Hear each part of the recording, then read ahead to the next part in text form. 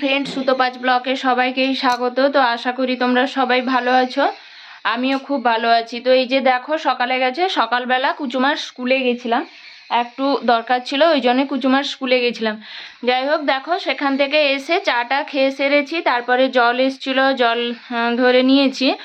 তো এইসব কাজগুলো শেষ হয়ে গেছে, কিন্তু ঘরের মধ্যে বিছানাটা এখনও তোলা হয়নি, বিছানাটা পরিষ্কার হয়নি, বিছানা পুরো একদম মানে লণ্ডভণ্ড হয়ে আছে যা বলে, এরকম অবস্থা হয়ে পড়েছে। তো বিছানাটা আমি ঝটপট করে গুছিয়ে নিই। আর তারপরে আজকে একটু বিরিয়ানি করব বলে ভেবেছি। তো এবারে সানডেতে চিকেন হয়নি, তো তার জন্য আজকে মানে বিরিয়ানি করব বলে ভেবেছি। আর মা বিরিয়ানি খান না, মানে চিকেন বিরিয়ানি খান না, তো মায়ের জন্য একটু ডিম দিয়ে ডিম বিরিয়ানি করে দিব। যাই হোক চলো ঝটপট করে বিছানাটা আরও তুলে নিই। তো তারপরেই দেখো এই যে মানে বিছানাটা তুলতে চলে এসেছি। তো রাত্রিবেলা ঘুমোলে এরা একদম মানে বিছানাটাকে একদম তেড়ে ফেলে মোটামুটি। তার উপরে মানে মশারিটা আরও তোলার সময় বেডশিটগুলো আরও একটু বেশি এলোমেলো হয়ে যায়। যাই হোক, আর বিছানার মধ্যে তো জিনিসপত্রের অভাব থাকে না, কেননা কুচুমা যাই নিয়ে যাক না কেন বিছানার মধ্যে নিয়ে গিয়ে ওই মাথার কাছে জমা রাখে। ওর খেলার পুতুল থেকে হেয়ার ব্যান্ড থেকে ওইগুলো এই যে মাথার কাছে জমা রাখে।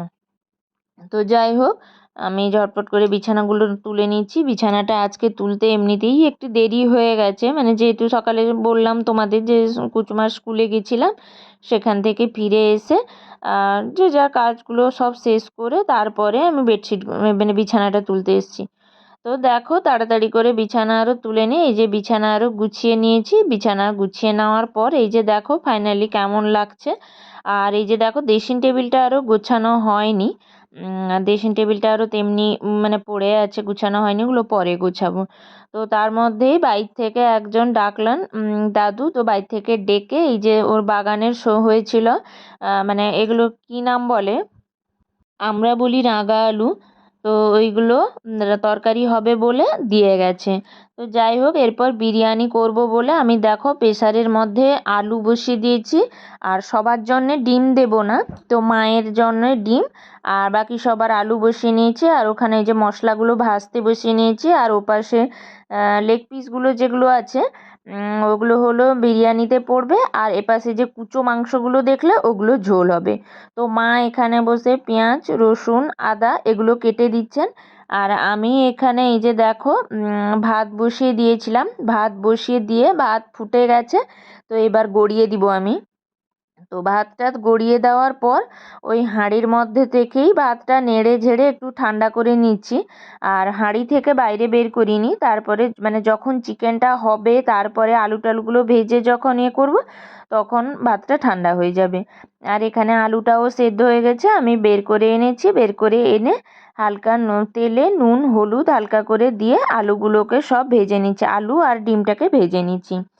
তো তারপরে দেখো আলুগুলো ভেজে নেওয়ার পর এরকম হালকা হালকা লাল লাল করে ভেজেছি, ভেজে নেওয়ার পর এইরকম কালার হয়েছে। আর যে ভাজা পেঁয়াজটা দিব, পেঁয়াজটা যেগুলো ভাজা লাগে, তো ওই পেঁয়াজটা আগে ভেজে নিচ্ছি। এই যে দেখো লাল করে ভেজে নিচ্ছি। তারপরে ওই তেলটা ভালোভাবেই গরম হয়ে গেছে, ওই তেলটাতে আর বাকি যে চিকেন বসাবো ওই চিকেন বসানোর পেঁয়াজটা দিয়ে দিব। তো পেঁয়াজটা দেওয়ার পর আমি পেঁয়াজে কী করি না নুন দিয়ে দিই, হালকা করে নুনটা দিয়ে দিলে পেঁয়াজটা তাড়াতাড়ি হয়ে যায় আর কি। যার জন্য আমি পেঁয়াজটা যখনই আমি চিকেন রান্না করি না কেন পেঁয়াজটা দেওয়ার পর নুনটা দিয়েই দিই। আর জানি না তোমরা কে কেমন করো। তো যাই হোক দেখো পেঁয়াজটা ভেজেই বাটিতে তুলে রেখেছি। আর এখানে বাটিতে আদা বাটা আর রসুন বাটা বেটেছি। তো এরপর পেঁয়াজটা অর্ধেক ভাজা হয়ে যেতে তারপরে এই যে রসুন বাটাটা আমি দিয়ে দিলাম। তো এখন এই যে দেখো রসুন বাটাটাকে ভালো করে নেড়ে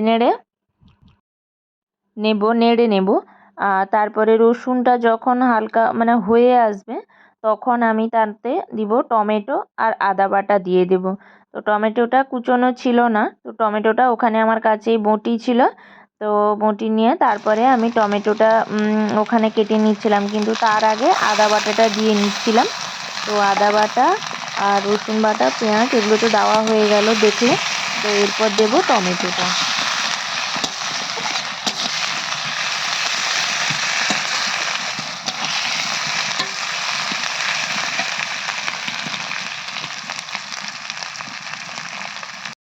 আর এখন দেখো এবার দিয়ে দেবো আমি হলুদ গুঁড়ো, মানে হলুদ গুঁড়োটা একটু তেলের উপরে দেওয়ার চেষ্টা করে দিলে কালারটা ভালো হয়। আর এবার দিয়ে দেবো হলুদ গুঁড়ো আর লঙ্কা গুঁড়ো।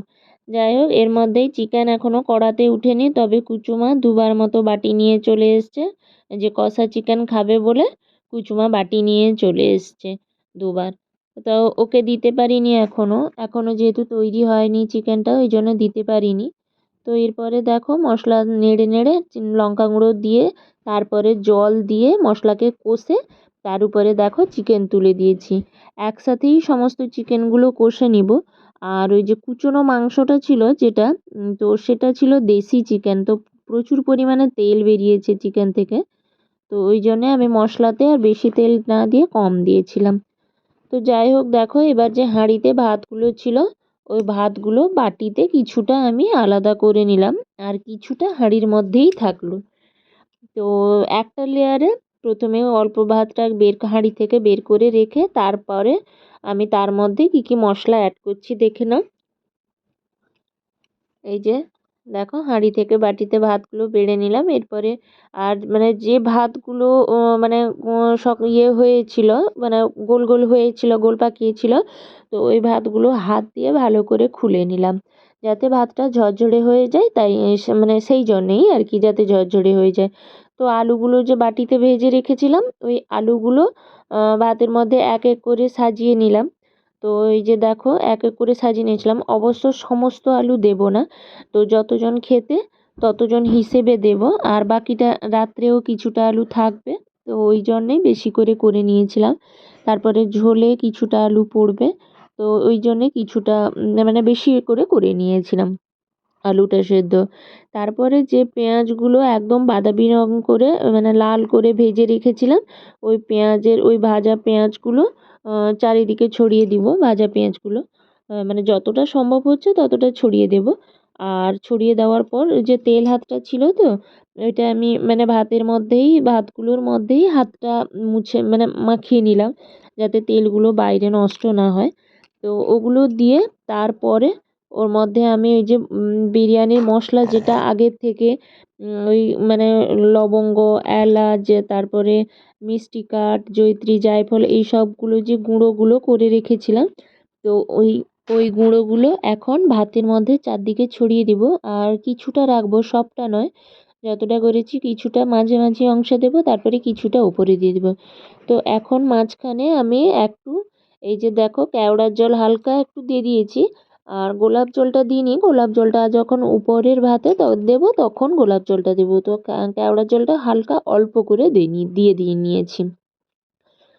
তো তারপরেই দেখো যে চিকেনটা কষা হয়ে গেছে, আর লেগ পিসগুলো আমি বাইরে বের করে নিয়েছি, আর বাকি যে চিকেনটা ছিল ওতে জল ঢেলে দিয়েছি, ওটা সেদ্ধ হচ্ছে। আর লেগ পিসগুলো নিয়ে আমি ভাতের মধ্যে সাজিয়ে নিচ্ছি, যেরকম লেয়ারে সাজানো হয় সেরকম সাজিয়ে নিচ্ছি। আর আমি কিন্তু আমাকে বিরিয়ানির মানে লেগ পিস খেতে ততটা ভালো লাগে না, ওই জন্য আমি যে কষা করেছিলাম ওই কষাই আমার জন্য তুলে রেখেছিলাম। তো আমি আমার যে বিরিয়ানি পিসটা তাতে মানে চিকেনের পিসটা তাতে দিইনি। তো যাই হোক দেখো, এবারে মানে হাত তো ধুতে হবে, অন্যান্য মশলাগুলো যেগুলো দিব সেগুলো তো হাত না ধুলে হয় না, তো হাত ধুতে হবে। তারপর একে একে করে তার মধ্যে বাকি যে সমস্ত জিনিসগুলো লাগবে সেই সমস্ত জিনিসগুলো দিয়ে দিব। তো গোলাপ জল, কেওড়ার জল, আর মানে বিরিয়ানির যে মশলাটা করে রেখেছিলাম ওটা, তারপরে ঘি, তো এইসব জিনিসগুলো পরপর করে দিব, দিয়ে সাজিয়ে নিব। তো তারপরে উনুনে বসিয়ে দিব। দেখো